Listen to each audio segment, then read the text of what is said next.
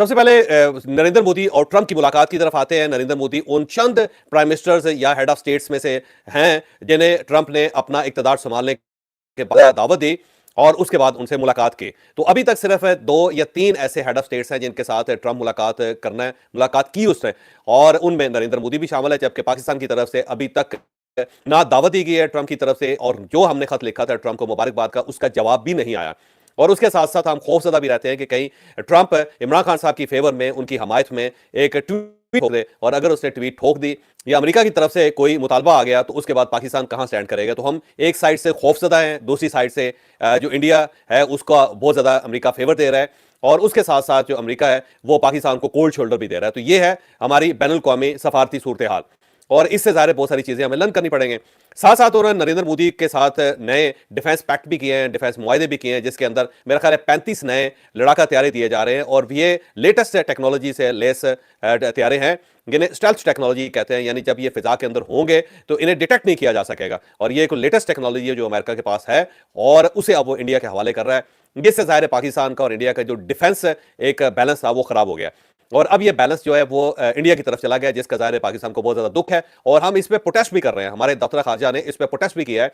कि जब आप इंडिया को इतनी फेवर करेंगे तो फिर खिते के अंदर जो लड़ाई झगड़े के चांसेस जाएंगे। लेकिन इसके बावजूद ज़ाहिर है ट्रंप उनको फेवर दे रहा है, नरेंद्र मोदी को, इंडिया को, और उसका मकसद ये है कि इंडिया से ज़्यादा ज़्यादा पैसा खींचा जा सके या ज़्यादा ज़्यादा अपने तल्लुकात को बेहतर बनाया जा सके। लिहाजा आप देख लें कि पिछले दिनों जितने मुल्कों को उसने धमकी दी ट्रंप ने, या जितने मुल्कों के साथ उसने अपने तल्लुकात खराब किए, इंडिया उनमें शामिल नहीं है। इंडिया का ना तो टैरिफ लगा, ना उसको धमकाया गया, और ना ही उसको किसी जगह पे पुश किया गया, बल्कि जब उनके लोगों को, इंडियंस लोगों को अमेरिका से निकाला गया तो इंडिया ने बड़ी आसानी से उनको एक्सेप्ट कर लिया। बल्कि अमृतसर के अंदर जब जहाज अमेरिकन उतरे तो इंडियन गवर्नमेंट ने अपने लोगों को बड़ी आसानी से लिया, साइन करके उनको हैंड ओवर उन्होंने कर लिया, और उसके बाद उन्होंने अमेरिका से किसी किस्म का कोई प्रोटेस्ट नहीं किया। तो ये बेसिकली इंडियन डिप्लोमेसी है जो जाहिर है जिसका नरेंद्र मोदी को और इंडिया को फायदा हो रहा है। इसके साथ साथ जो 2008 में बम्बई अटैक्स हुए थे, जिनके ऊपर एतराज किया जाता था कि लश्कर तैयबा के लोग थे, और बल्कि यहाँ पठानकोट जो पाकिस्तान का इलाका है उसके अंदर अजमल कसाब था, जिसके बारे में जाहिर है उस जमाने में बहुत खबरें गर्दिश करनी शुरू हुई, और पाकिस्तान के ऊपर ब्लेम किया गया था कि ये पाकिस्तानी लोग थे जिन्होंने इंडिया में आके बहुत ज्यादा फसाद फैलाया था, 160 के करीब लोग मारे गए थे। उसका एक मुजरिम था जिसका नाम तहूर राना है, इसे अमेरिका ने गिरफ्तार कर लिया था बाद, और अमेरिका के अंदर था, और किसी इंफॉर्मेशन की वजह से, किसी इंटेलिजेंस इंफॉर्मेशन की बुनियाद पर इसको गिरफ्तार कर लिया गया। तो इंडिया मुसलसल प्रेशर डाल रहा था अमेरिका के ऊपर और मुतालबा कर रहा था कि इसे इंडिया के हवाले किया जाए। लेकिन जो अमेरिकन गवर्नमेंट है वो ये कहती थी कि जनाब जो लोग हमारे पास हैं या जिनके खिलाफ हम तहकीकात कर रहे हैं हम उसे किसी और मुल्क के हवाले नहीं कर सकते। लेकिन कल नरेंद्र मोदी ने यह डिमांड की ट्रंप से, और ट्रंप ने यह मुतालबा मान के तहूर राना को इंडिया के हवाले करने का ऐलान कर दिया, और ये एक मेजर शिफ्ट है इंडिया और अमेरिका के रिलेशंस में। और जाहिर है इसमें पाकिस्तान की पोजीशन बहुत वीक हुई है, क्योंकि अब जब इंडिया में तहूर राना जाएगा तो जाहिर है उसके खिलाफ इन्वेस्टिगेशन होगी, इन्वेस्टिगेशन करने के बाद कोई रिपोर्ट बनाई जाएगी, और उस रिपोर्ट की बुनियाद पे ये साबित करने की कोशिश की जाएगी कि 2008 के जो धमाके थे और जो दहशतगर्दी के वाकयात थे उनके पाकिस्तान के इदारे शामिल थे और पाकिस्तानी लोग शामिल थे। और अगर तहूर राना की कोई एक एतराफी बयान आ जाता है या एतराफी रिपोर्ट आ जाती है तो फिर आप खुद अंदाजा लगाएं कि पाकिस्तान कहां स्टैंड करेगा। तो ये चीज साबित करती है कि जो बैनुल अक़वामी रिलेशंस होते हैं उसके अंदर कोई दोस्त परमानेंट नहीं होता और कोई दुश्मन भी परमानेंट नहीं होता। सिर्फ और सिर्फ सूरत हाल जो है वो डिपेंड करती है कि किस किस्म की सूरत हाल आपके कंट्रोल में है। कल जब अमेरिका को पाकिस्तान की जरूरत थी अफगानिस्तान के अंदर, तो देखें हमारे जो प्रेसिडेंट्स होते थे उनको बाकायदा कांग्रेस के अंदर तकरीर करवाई जाती थी,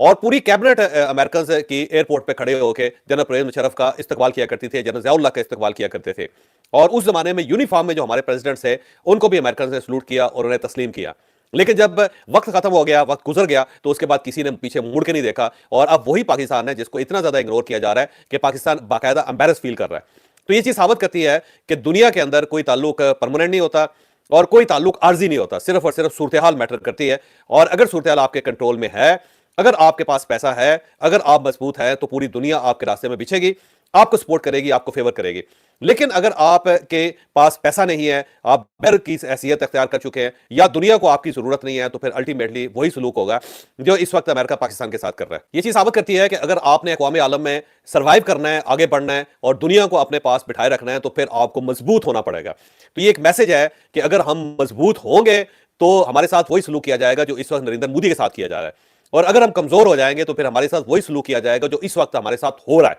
तो पाकिस्तान के लिए सीखने का मुकाम यह है कि हमें कभी भी बहुत ज्यादा दूसरे मुल्कों की मोहब्बत में या दोस्ती में इतना आगे नहीं बढ़ना चाहिए कि अपनी मत मार ले, जो हमने मार ली है। क्योंकि उसकी वजह यह है कि अगर हम अफगानिस्तान में मामले में थोड़ा सा बेहतर स्मार्टली खेलते तो जनरल ज़ियाउल हक के दौर में भी पाकिस्तान की सूरत मुख्तलिफ होती है, जनरल परवेज मुशर्रफ के दौर में भी मुख्तलिफ सूरत होती। लेकिन हमने क्योंकि दोस्ती में बहुत ज्यादा कुर्बानियां दे दी हैं और उसका नुकसान यह है कि पाकिस्तान अब किसी जगह स्टैंड नहीं करता। तो हमने सीखना इससे यह है कि कुछ भी हो जाए हमने उस लेवल पे नहीं जाना कि पाकिस्तान का यानी अपने मुल्क का नुकसान कर ले। पाकिस्तान को वाकई सबसे पहले होना चाहिए और अपना मफाद हमें अजीज होना चाहिए और शख्सियत की बुनियाद से पे नहीं, मुल्क की बुनियाद पे हमने ये फैसला करना है कि हमने अपने मुल्क को मुकद्दम समझना। और इसके साथ साथ ये है कि फाइनेंशियली स्टेबल होना चाहिए पाकिस्तान को। पाकिस्तान के पास भी अगर $600 बिलियन इस वक्त होते तो हम भी अमेरिका से वो सब कुछ ले सकते थे जो इस वक्त नरेंद्र मोदी लेकर आ रहे हैं।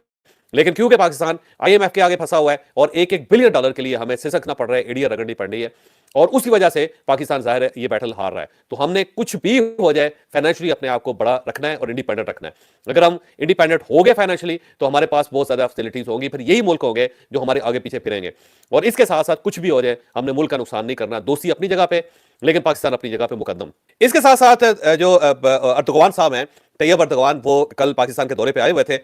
उन्होंने एक electric car president of Pakistan Asif Ali Zardari साहब को गिफ्ट की, जिसे ज़ाहिर मोहतरमा आसफा भुट्टो साहिबा ने चलाया, और दूसरी कार उन्होंने वज़ीर साहब को गिफ्ट की, जिसे वज़ीर साहब ने ड्राइव करके तस्वीरें खिंचवाई और पूरी दुनिया को बताया कि जनाब हम कार वसूल कर रहे हैं। और उसके साथ साथ हमने ऑफिशियली तुर्की के प्रेसिडेंट का शुक्रिया भी अदा किया कि उसने 2 कारों का हमें गिफ्ट किया। ये गिफ्ट अपनी जगह और हमें शुक्रिया भी अदा करना चाहिए और तुर्की की बड़ी मेहरबानी है कि वो पाकिस्तान को इस काबिल समझता है और अपना दोस्त समझता है और दोस्त दोस्तों को तोहफा देते रहते हैं। लेकिन यहाँ पे हमारे लिए मेरा ख्याल है एक सबक है और सीखने का मुकाम है कि तुर्की स्लोली सही लेकिन चलता रहा, इतना आगे चल के वो बढ़ गया कि अब वो ना सिर्फ इलेक्ट्रिक कार्स बना रहे हैं बल्कि इलेक्ट्रिक कार्स की मार्केट जो है वो बहुत बड़ी हद तक उन्होंने कैप्चर कर ली है। वहां पे 12 कंपनियां ऐसी हैं इस वक्त तुर्की के अंदर जो इलेक्ट्रिक कार्स बना रही हैं और खुद तुर्की का यह दावा है 5 साल के अंदर वो मैक्सिमम ट्रैफिक जो है उसको इलेक्ट्रिक कार्स पे शिफ्ट कर लेगी और इसके साथ साथ वो गाड़ियां एक्सपोर्ट भी करेगी। अब यहां पे मुझे एक वाकया याद आ रहा है कि 1992 में तुर्गत अजाल से प्रेसिडेंट थे तुर्की के, वो पाकिस्तान के दौरे पे आए थे और उस वक्त मियां नवाज शरीफ की गवर्नमेंट थी और मियां नवाज शरीफ साहब ने उन्हें लाहौर में रिसीव किया था और उस वक्त मियां नवाज शरीफ के पास पाकटेल का एक मोबाइल फोन था, यानी नया नया पाकिस्तान के अंदर उस वक्त मोबाइल फोन आया था और एक बहुत बड़ा मोबाइल फोन होता था जिसको उठाने के लिए एक बंदा साथ चलता रहता था।